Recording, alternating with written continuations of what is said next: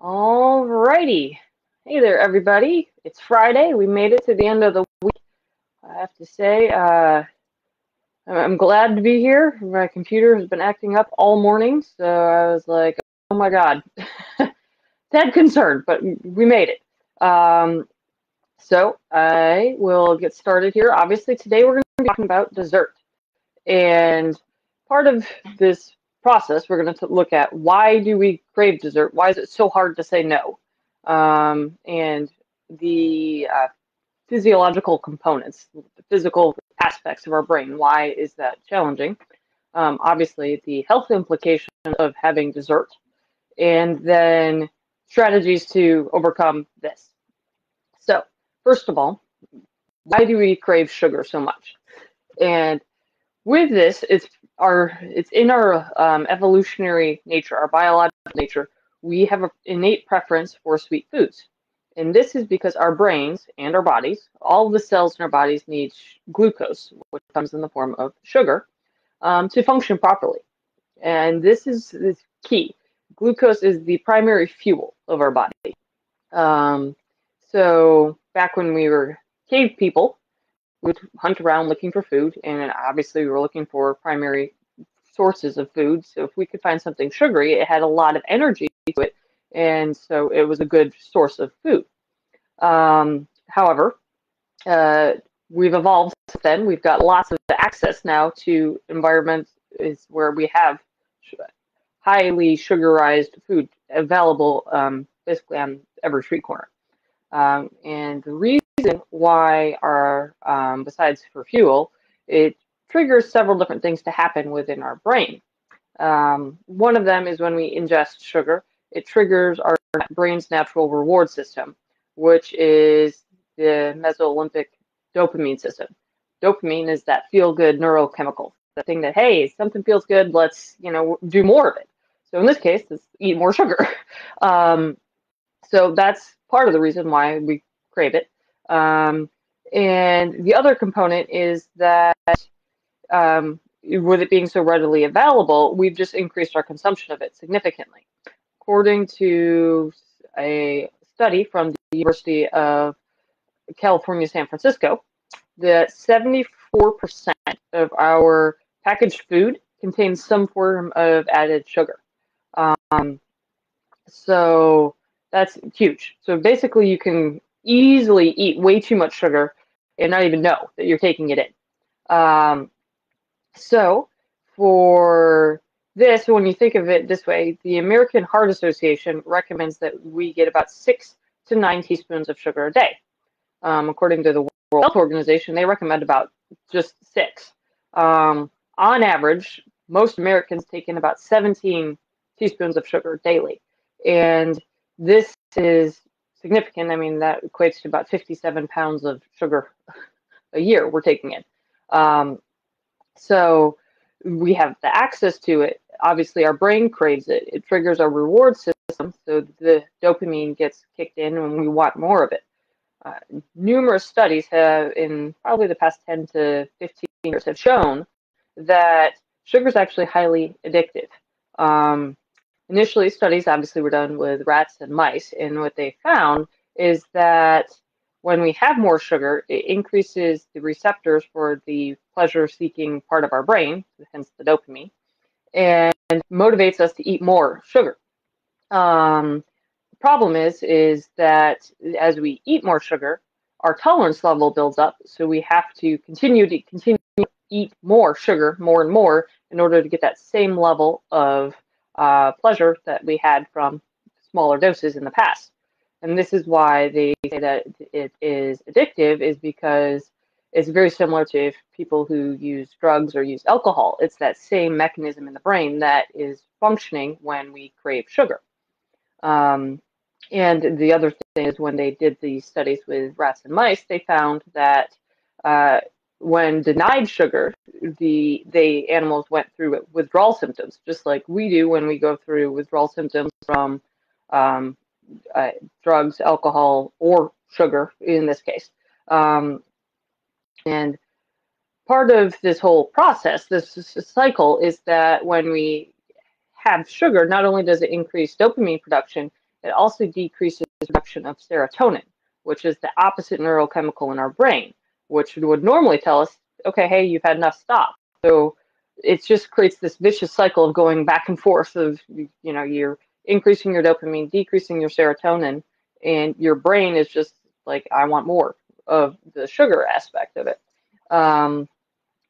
And another very interesting study, this one's a little bit older, it's from 2007, shows that the rats and mice study, they were addicted to cocaine, but when given the option between having cocaine or a sugar-like flavored water, they would choose the sugar-flavored water. And so this is where it gets into, it's the addictive properties of this. For the other big thing is with processed foods and that have high sugar content is that it has a high glycemic load. Glycemic is related to glucose. And what that means is that the blood sugar is released quickly. The sugar is released quickly into your bloodstream.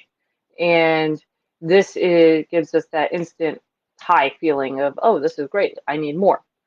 Part of this issue is that when that happens, it also inhibits our body's ability to respond to our natural hormone leptin, which leptin is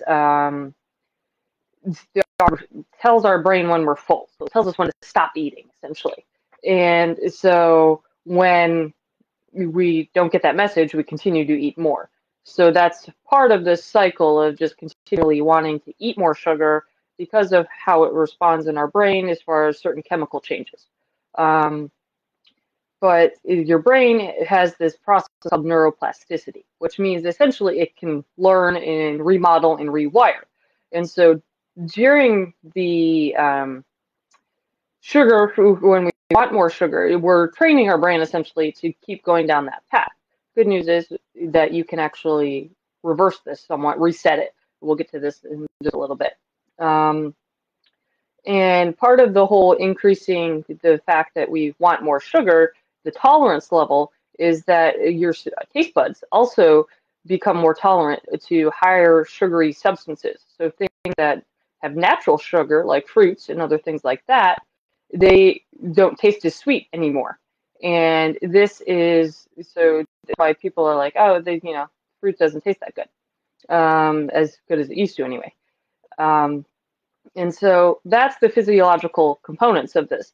Then you get into the psychological components where people often talk about willpower. Well, you just need to resist sugar, right? Well, part of that is we're coming to realize that willpower is not just an unlimited thing. There's an actual exhaustive source to that. And so the more you use your willpower, it gets depleted, and that makes it harder to stick to whatever it is you're trying to do. In this case, obviously, it's not eat sugar. And part of our willpower is controlled through our prefrontal cortex, which is the front part of our brain. It is also part of decision making, impulse control, and delaying gratification. Well, when we have diets that are high in sugar, it actually inhibits neurons in this area, which makes it that much harder to sustain willpower to not eat sugar. So, and unfortunately, this is what amplifies those cravings of needing more sugar, wanting more sugar, and such. And then the other component, and most people can attest to this, it's okay, you've eaten a large meal, but still always have room for dessert. How is this even the case? And some people call it dessert stomach. And it's that sugar, the glucose, actually stimulates your stomach reflex to relax. And your stomach's normally a flexible organ. So when you eat, it expands to make room for the food you take in. And the sensation of fullness comes to the pressure that food puts on the sidewalls of your stomach. Well, when you take in glucose or sugar, it actually sends signals to your brain to cause your stomach to relax, which decreases that sensation of fullness. So that's why you always have room to be able to eat dessert because of the high sugar content. So through all this process is just setting us up to continually eat higher amounts of sugar because that's what our brain is telling us. Obviously, for our physical health, this can have significant impacts. And there's numerous studies documenting this. For instance, obviously, when we have that high spike in blood sugar, the high glycemic load kicking in, then our body cues itself to produce more insulin. Insulin helps get glucose out of your bloodstream into your cells. And unfortunately, it usually converts this to fat cells because that's the easiest thing for it to convert to. So the more sugar you eat, the more insulin you produce, the higher amount of fat cells you're going to have. And this is why 2014 article in the Diabetes Care found sugar intakes linked to obviously type 2 diabetes, heart disease, metabolic syndrome, fatty liver disease. Another major study from that same year in JAMA's Internal Medicine found that people who ate close to about 20% of their daily calories from added sugar had a 38% chance higher of dying heart disease than those who ate half as much. So that right there is huge. I mean, obviously heart disease is the #1 killer in the United States as far as top cause of death. There's been studies done that high sugar diets are linked to acne. It's linked to less restorative sleep because obviously the sugar causes your brain to function and you just don't get that restorative sleep your body needs. And most desserts, like especially if they have chocolate, have caffeine in them, so that also interrupts your sleep. And then others, as far as the logical component, definitely several studies have talked about how high sugar diets are linked to increases in depression, increases in mood disorder, you're less energetic and alert than if you just have a normal diet that has a lower glycemic load. A study from 2013 in the New England Journal of Medicine found that people who have higher glucose levels are at greater risk of developing dementia. And so obviously it impacts your memory. And it's not just the here now impact of your sugar spiking and all of that, but it's the long-term effects that this is actually causing. And that is part of the issue, is just the impact this has on your body on a whole over the grand scheme of your entire life. So which gets you to the whole concept of, well, how do you prevent, over consuming sugar essentially on a regular basis? Obviously, you got to have a little bit every now and then. Well, part of that comes back to your brain's whole neuroplasticity concept.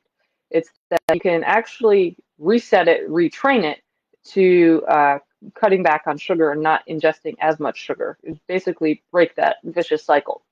Part of this is obviously diet controlled, and we'll get to that in a little bit here. And then the other part's the physical exercise. Physical exercise gets your body moving, which helps burn those fat cells and all of that as far as getting rid of, what your body's trying to store. Certain foods that are rich, like in omega-3s, which are fish oils, fish nuts, seeds, those type of things, have neuroprotective qualities. So what that means is it can actually boost your brain chemicals to help form new neurons. So having a diet that's higher in these while you're trying to go through this process is actually incredibly helpful as far as retraining your brain as well. So that's part of it. And obviously, when you're starting out on this journey, the first step's always the hardest step. And to me, I mean, I love sugar, sweets. Dessert's my favorite thing. So for me, this is something I struggle with frequently. So you're not alone in this. The big thing is keep track of where your sugar's coming from. So you should aim to get less than 10 teaspoons of sugar a day. Obviously, if you can keep it somewhere between the 6 to 9 that's recommended by the American Heart Association, that would be great. And so this means you have to really dive into your food labels and understanding where added sugar comes from, looking for all the different names that sugar can hide under. So the best way to help avoid having to do as much of this is to buy plain unsweetened foods and then add sweetener yourself. This means you can control directly how much you're actually putting on your food. So great tips are You can add maple syrup to your oatmeal to make it sweeter, and maple syrup is a more natural sugar, so your body can process it better. Or honey. Honey is another great sweetener. So if you plain yogurt, you can put honey on it. Another favorite thing I like to do, and that's the big thing, is if you want something sweet, try fruit, because fruit is a natural sugar. It also has fiber with it, so it helps your body process it better than added sugars or chocolate or other things like that. So to make the fruit a little sweeter, if you'd like, you can add cinnamon to it. Honey to the fruit is actually really, really good. Um, so those type of things can help you cut back on added sugar. And if you are going to have dessert, try to have it as close to dinner as possible. Don't wait until later. And there's a couple reasons for this. One is that not only will it trigger your stomach to expand a little bit, like we talked about a little bit ago, which will help you feel less full, it also means that it's going to coincide with your glycemic index increasing from dinner rather than later. So what this means is more of a dampened increase in your glycemic index, rather than if you eat dinner, wait a period of time, and then have dessert, where then it causes this huge again in your sugar. And obviously this is close to usually bedtime, so that having that giant spike right before bed is not good for your body, because it'll actually process it and most often get stored as fat, because you're going to go to sleep for the next however many hours, so you're not actually being physically active. So the other component of this is when you are eating dessert, divide your dessert into serving sizes, so that way you're less likely to overconsume. By actually portioning it out and not eating more than what you portion, then that means you're not just mindlessly eating.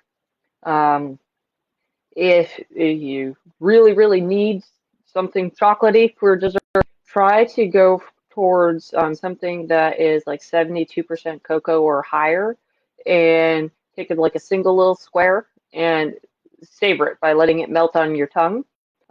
Your tongue actually has 2/3 of its receptors are for sweet receptors.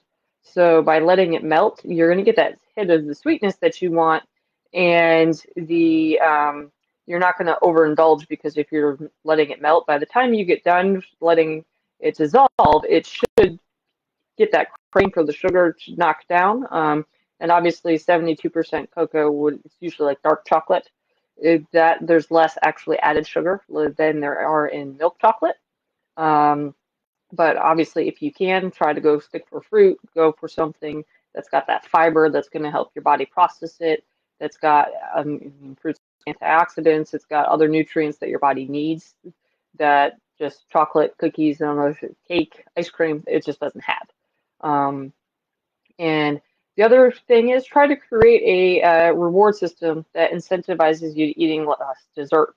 So this means that if you buy candy, cookies, whatever your dessert of choice is that you normally buy, rather than buying it, save that money and then use it to spend on something else that's a treat that's not related to food. So that's if you're having dessert, trying to avoid having dessert every night. As far as if you routinely overeat sugary foods, and this is like throughout the day when you're like craving them, and so this is trying to deal with cravings, is that the best thing you can do is try to distract yourself. As far as don't go for the sweets. It takes about 15 to 20 minutes to actually distract yourself enough for a craving to go away. So to do this, try to go for a walk if you can, or keep yourself busy with other activities that don't involve food, which can be incredibly hard. And then to help reduce cravings in general, just try to schedule and eat 3 balanced meals a day, and space them out about 4 to 5 hours apart. And this is a way, make sure you're eating enough food at each meal, and it's a good balance of carbs, proteins, and fats, because this is what your body needs, and it's going to help keep you fuller longer, and most likely eliminate the need for snacking. It's not the planned snacking. Like if you feel that you need to have a snack because your meals are going to be spaced further apart, that's fine. Just plan for it, and that way you have something with you that is healthy, hopefully, and rather than going for the unplanned snack of, oh, there's the vending machine, let me go grab a candy, or let me go grab the little bag of cookies that are in there. It's never the planned snacks that get us into trouble, it's the unplanned snacks. So by planning your meals and snacks and all of that, hopefully it'll help you reduce cravings throughout the day, which will therefore then reduce your need to eat mindlessly, essentially. And obviously, if you feel that your cravings are associated with emotional overeating, there's an emotional component to that. That means you probably will you need to get like psychological counseling to help work through those issues, because the cravings are a symptom of the problem. They aren't necessarily the problem itself. Um, but with all of these components, that's the key thing, is to focus on, trying to limit how much sweets you're eating just by being aware of what's in your diet, and then cutting out where you can, and replacing it with healthier options. And then this is going to help reset your brain's process, and therefore you're going to crave less of those higher sugar items. It's just going to take a little bit of time, as with most habits, that, especially with something that is so physiologically driven by our body, it can take a good month to 2 months to really get behind this. So obviously slip-ups do happen. I mean, all the time. Occasionally I overindulge in candy, and my biggest issue is when I'm at work, because at home we don't keep any candies, cookies, anything, ice cream in the house. So it's just not here, it's not available to eat. But at work, people are always bringing in candy, there's always some sort of sweets, it's somebody's birthday, there's always something available. And so for me, it's when I'm at work that it's harder to resist, especially because I'm there for 10 to 12 hours every day. So it's knowing that, then I try to plan accordingly, try to make sure that I have enough food with me that's not candy. And then when I'm wanting something, it's like, am I really hungry, or am I just craving something sweet? And then the other big thing for me is drinking water. I try to drink a lot of water, because that provides that sensation of fullness. So it can be done. It is a challenge. So I feel if this is something you're going through, because it's something that I still struggle with, despite exercising, despite eating healthy most of the time. So if you have any questions, concerns, comments, please put them in the comment section. I'd love to hear from you, love to answer them, have a discussion about it. Otherwise, thank you guys for joining me today, and I will see you on the next training video. And until then, stay healthy.